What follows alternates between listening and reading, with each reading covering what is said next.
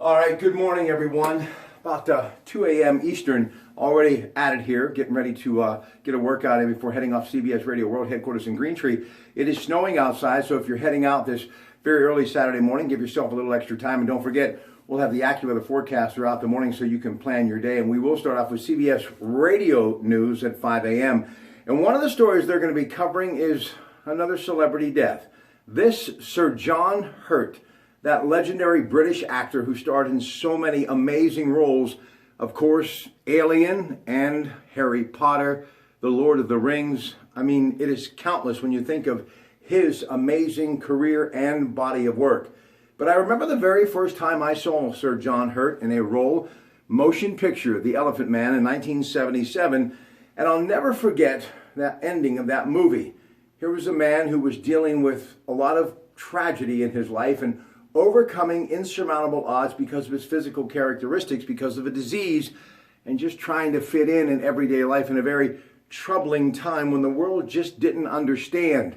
And then, of course, that final scene in which he knew, because of respiratory issues, if he would lay flat in his bed, it would take his life. But he chose to do that because he just wanted to have one normal night. And I remember crying as a young man at the age of 19 and just feeling a lot of empathy for that character and realizing years later what a motion picture can do and how it can make you think for years to come. And every time I have seen his name in a credit, I've always admired his work and his ability to morph himself into any role, whatever it may be. But I always go back to that initial time that I saw him on the screen. And when you think about Britain, you think of great actors like Anthony Hopkins and obviously Richard Burton and many others, Sir Laurence Olivier. But I will always think of him as truly one of the best. And I am grateful that that motion picture will be handed down to my children and grandchildren because it taught me a lesson then, and I hope it will continue to teach many lessons for years to come. Just because things don't appear to be the way they should, sometimes you have to take a look at someone's soul to really understand how we all are created equal.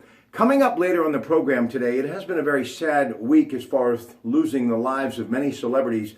And for those of us who have grown up over the last 50 years, many of them were a part of our life. And of course, you know, Mary Tyler Moore being one, Mike Connors being another. He, of course, did that television show Mannix. And as I told you about Mike Connors, when Raymond Burr, one of the very few times that he couldn't make it to the soundstage to play that immortal character Perry Mason, he filled in for him.